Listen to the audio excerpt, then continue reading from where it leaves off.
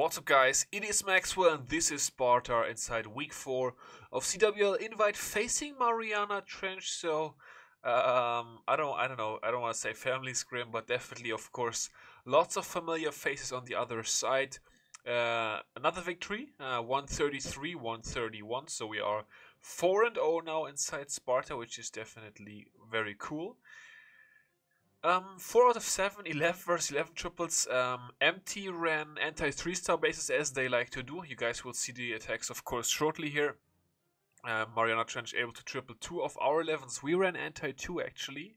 13 10v10 triples for Sparta, very nice. 10 for MT, also definitely very good. 72 and 78% 9v9 hit rate, perfect dips on either side. And yeah, the 10v11 for us, of course, pretty easy because it's anti 3-star bases. But yeah, overall quite a good war, exciting until the end. But Sparta in the lead, I don't want to say the entire time, but definitely for a long time. So yeah, anyways, we're going to be checking out... Oh guys, let me switch. Replays. And here we go. Sorry about that. I've done so much again today, guys. I don't want to say I'm completely burned out again, but it's definitely... I don't know. We have got Richard coming in for this one with the 11 versus 11 triple. So yeah, anti 3-star bases, as you can see. Some good bases for sure. And Richard has to use quite a few loons here to take out this arch tower. However, the queen is making her way into the correct direction, so that's nice. And he's got still like so many loons. He doesn't need very many funneling troops other than his balloons here, so that's why that's okay. He's going to be getting the war break, nice and easy. He's got quite a few war breakers there actually. I don't know why he had so many. Maybe he was afraid of point defense or whatever, but used a few more than he may be needed. So anyways, Queen and Warden are going to be making their way in, and in the end, as you guys are able to see, it was quite an easy funnel for him, so maybe that's something that was not that great about this base, but yeah. He's got the jump spell going for sure, is going to be using that to charge the Eagle Artillery actually. Queen is going to be making her way over the wall. Big Dragon comes out of the CC. I don't know, they like to use Big Dragons, I'm not sure why. Warden ability is going to be used right there, saving the Queen as well as the healers from the Eagle shot. Quite a lot of damage, of course, with the Dragon and then also the Eagle. Uses another rage spell, and that leaves him with 4 haste spells for this Lalo portion of the raid. Healer switching to the Warden right there, which is always a little bit of a worry. But yeah, he still has the Queen ability, so he's good to go. Starts with the Lalo, drops some loot on this mortar here actually, so he wants to make sure that that's going to be going down. However, the Tesla actually redirecting the loons, unfortunate there, but still the loons are going to make their way in. 2 seeking air mines there with the first air defense and Inferno, so those killed the first hound pretty much right away, which is quite tough. But he's got 2 more haste spells. Here goes the second to last haste spell, hasting those loons. And the Queen still alive, making her way in, helping out the King pretty much for cleanup right here. Didn't have any good use for the King in this Queen charge, so the King is just going around the outside, picking up some trash buildings, picking up some defense, also tanking for the lava pups and his barbarians. And yeah, this Lalo able to do work. This was actually, I think, the last attack in war. I'm not quite sure, but I think our last 11v11 triple for sure. At this point the war was, I think, won already, but yeah. Anyways, Richard coming in with beautiful Queen Charge Lalo triple. On number 3 we have got Matt coming in. And this attack, safe to say, not everything went smooth with the Witch Slap Assault. So yeah, anti 3-star base that can be witch slapped. I don't know. I think this one is probably then not the greatest base, but it's tough, of course. Like, it's tough to build very many good bases with the anti 3. It's like sort of a trade-off. Like, you, of course, it's a little bit tougher to triple those than anti 2-star bases, but then again, it doesn't take very many hits to 2-star them, so you have a lot more Tunnel 10 attacks, so you can get more 10v10 triples, so you can unlock more 11v11 attempts. So I don't know, I still don't know what stance to take on these anti 3-star bases, because it seems like the hit rate on them is not that much worse compared to anti 2-star bases. But I don't know, MT has been very consistent on running these anti 3 bases, and I guess they are gonna have their reason for it. At this point the attack sort of slows down. It looked like a fail, and in the end it still somehow works out, so it was quite interesting. The single Inferno, the backhand single Inferno is not gonna be able to stop all the bowlers and witches, so actually ended up being a triple what maybe shouldn't have been one because the funnel wasn't very good, the king was taking a walk, but anyways, great job to Matt. Getting it done on base number 3 right here for another 11 vs 11 triple. On number 4 we've got Mutke coming in, and he's gonna use some Queen Charge Lalo for this base as well, so similar army to Richard. First of all though, base design. Bounceable air defense, 10 out of 10 doctors. Would not recommend it. The bowler getting some great value there, bouncing this air defense over the Dark Elixir Drill, like even any other building, any other trash building except the Dark Elixir Drill, because those have the most hit points. And the air defense wouldn't have been bounceable, but yeah, I guess that happened. So it actually does two things. Of course, it makes Mutke's Lalo easier for a very cheap price, and also it sets up his funnel beautifully. So quite a few wall breakers coming in right here. He gets the double layer without using a rage spell, which is definitely cool. Also actually lures out the CC with those wall breakers, so that's nice. CC coming out, and it's gonna get in the rage spell, and inside that rage it's actually going to in the poison spell, of course, I mean, it's going to peter out very quickly, so that was of course the goal for this. And yeah, CC goes down. The queen is doing work, taking out archer towers, taking out more and more buildings. Of course, the goal is here to also get the eagle artillery, get the defensive queen out of the base. First, though, the queen is actually going to be making her way down. So a little bit of a sketchy moment here. The queen does not want to target the eagle artillery, so I guess she's going to get the Inferno Tower off instead, which definitely, of course, helps out as well. Pretty sure he wanted to get the eagle. Pops the ability there because the Inferno Tower was heated up all the way, so yeah, definitely want to use the ability. Not gonna get the eagle, so he's gonna Lalo actually in front of the queen, still hoping to push her back and maybe eventually have her get the Inferno Tower, but the queen is actually gonna reroute, go to the outside, so the loons are gonna have to deal with those eagle artillery shots, or actually the lava hounds will, because those will obviously get targeted first. He's got quite a few spells for the Lalo, which is of course very nice. Always good to have many spells to yeah, just be able to make it work a little easier. Eagle artillery goes down right there. The loons making their way towards the last Inferno. Here comes the rage spell, takes out that expo, takes out the air defense, and is just gonna be able to outlast these final buildings. The Grand Warden actually tanking the Inferno for a bit. Their red bomb, not enough to kill the loons, and yeah, close. But the queen is there, the pops are there, and that's gonna be enough to wrap it up. So very nice hit to Mutke. We're gonna be moving on inside this video, moving down. You guys know the deal. So that's the third of our triples, and then the fourth one, actually probably maybe the most clutch.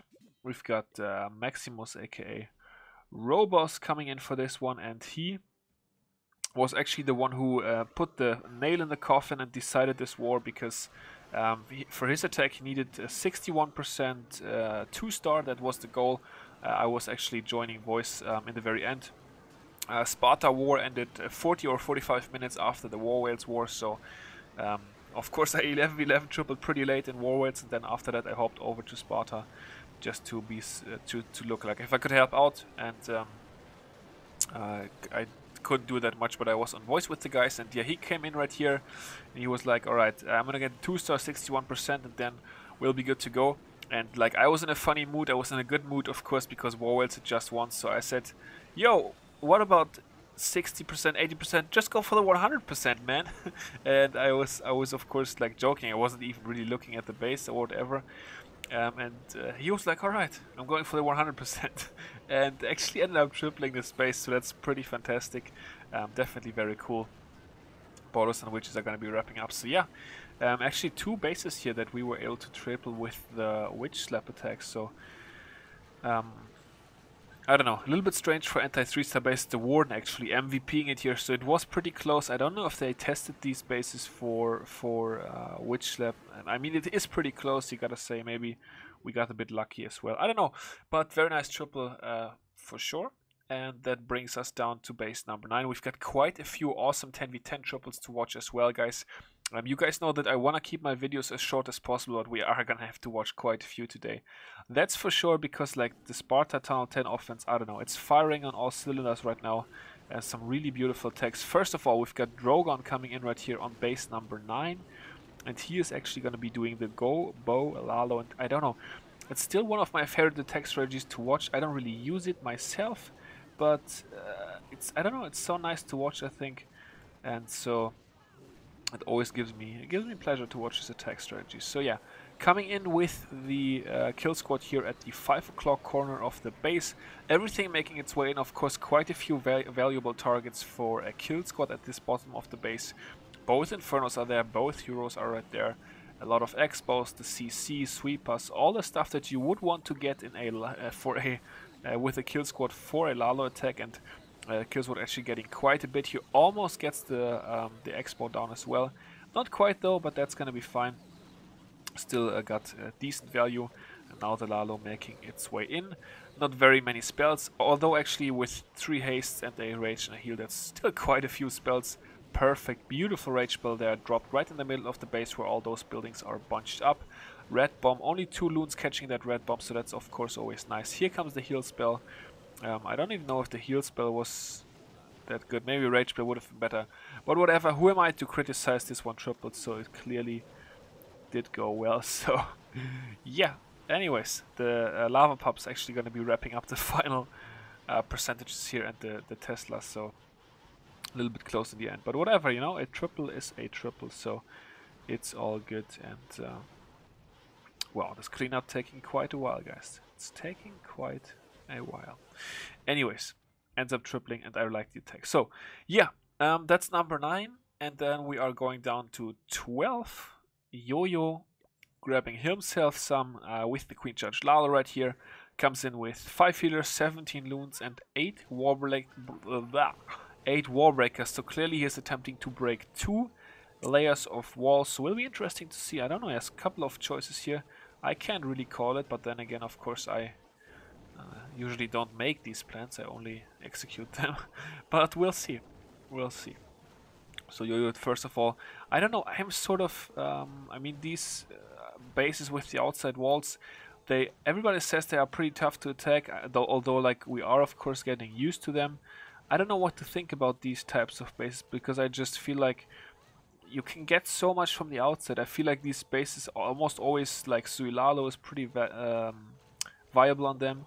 I remember testing these kinds of bases last year with in the playoffs inside SL when I was playing with my 10 and SL still.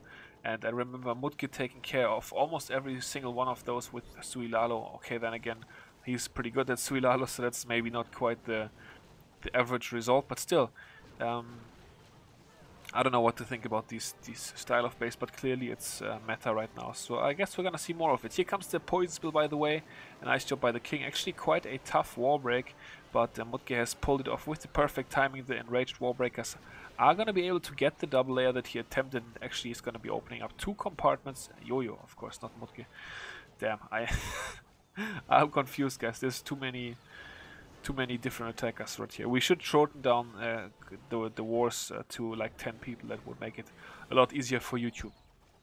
Anyways, Yo-Yo is charging in right here. Is going to be able to take out 1 Inferno Tower, and then he's got a beautiful Lalo set up, coming behind the Sweeper and into the second Inferno Tower.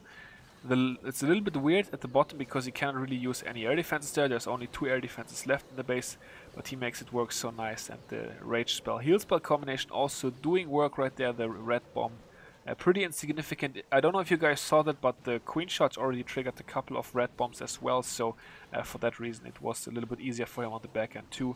Wizard Tower gets taken out, and yeah, that's gonna be a very convincing triple right here by Yo-Yo. Really, really nice attack. Moves us down 3 more to number 15, where we've got Leroy coming in and also getting a 10v10 triple with, I think, still one of his favorite attack strategies, although this is pretty funny in the beginning. He actually ends up wasting 5 Hawks right there. You guys gotta watch this. 1 more Hawk. Alright, not gonna get the job done. And 1 more Hawk. Alright, that's the 5th one. I don't know, that made me laugh when I saw it. But I guess he would have had to use 4. I mean, he thought he was going to be good with 3, but then 3 didn't work and he dropped 1 more. And there was so much DPS that the 4th Hawk actually only got 1 swing, and so had to use some 25 troop space there for the funnel. But you know, gotta do what you gotta do. It's always all about making the troops go to the core. And he certainly did that, and still has got 14 plus 7 Hawks in the CC left, of course. So 21 Hoggies. And for this one, I think somehow, although he hogged through quite a bit of the base, I think he didn't have too many spring traps in his path. So that's like whenever that's not a thing, then that of course really helps out. There was a spring trap with the first Inferno, I think, but after that I didn't really see any more spring traps going off watching this replay earlier. So yeah, he makes his way throughout all of these defenses. Actually, all the heal spells placed already now as well. And there's some defenses left. The Queen is still trying to do work, but she's actually gonna die a lonely death near the wall there, if I remember correctly. And the Hawks making their way through. 4 or 5 defenses left here. And it is actually gonna be enough to outlast these defenses and take care of them. And the Wizards are doing a great job on cleanup already, playing Wrecking Crew there at the bottom. 4 Wizards, well, those put out a lot of damage, and Leroy able to wrap it up on base number 15 with the 10 versus 10 3-star. Last 10v10 triple for today, guys. Somebody who has unretired, thankfully, and is back in Sparta, and now he's also back in War Whales. Groovy Tony is doing work once again and comes right back with quite a creative attack strategy right here. He is going to have some Valkyries and the Golem, and is going to enter straight into this Inferno Tower compartment. That's definitely something that the base designer does not want to happen, but Tony, not going to care about it, is going to make that happen. The Golem tanking the Queen used for funnel on the other side. A little bit more expensive funnel there with the Valkyrie and that stuff. But very nice. The King is going to make his way in. The Valkyries are actually just going to outrace the King. And that's beautiful, because that way they will be able to tank the Inferno Tower if that's going to be needed. Tony actually not using a spell. He's using the poison spell for the defensive CC. I think almost everybody, including of course like myself looking at this, would have probably used a rage spell for the kill squad, but Tony decides, nope, not gonna need it, no rage spell right here. And that way he is actually gonna be able to have so many spells for his Lalo, and it's a very interesting Lalo as well, because he only has 1 hound but 26 loons, so some really creative stuff. I guess he thought, well, even if there's air traps there, I don't really mind. I don't know if they zap-quake the space, maybe he knew there was no air traps at the bottom. Looks like there's not a single red bomb there, actually. The only one that was around there got triggered by the lava hound, so decides he only needs 1 hound, and then the loons, of course, you always want to have as many loons as possible, and when you can bring so many, that's really nice. And he's going to be wrapping up a really sweet Lalo with the heal spell and haste spell combination on this back end, and really a wonderful triple, like so nice to watch by Tony. Good stuff, certainly very good stuff by Tony on his comeback, like the very nice triple. I think his second attack did not triple, but who cares, you know, very nice attack. And I think I said it about 18 times now, so you guys must have understood that it was actually a nice attack. We have got 9v9 action as well, and first of all we've got Lando, who's going to be showing us the Gobo Lalo in the at Tunnel 9 this time. So we already saw one at Tunnel 10. Actually, we saw one at Tunnel 10, and now Lando is going to be coming in with the Gobo Lalo at Town Hall 9 as well, something I also like to watch. The Wizards are going to be setting the funnel, quite an interesting entry point that he chooses here. I think not many people would have chosen that. It looks sort of strange and awkward for the funnel, but you know, he doesn't care, he doesn't mind, he's just going to make his way in here.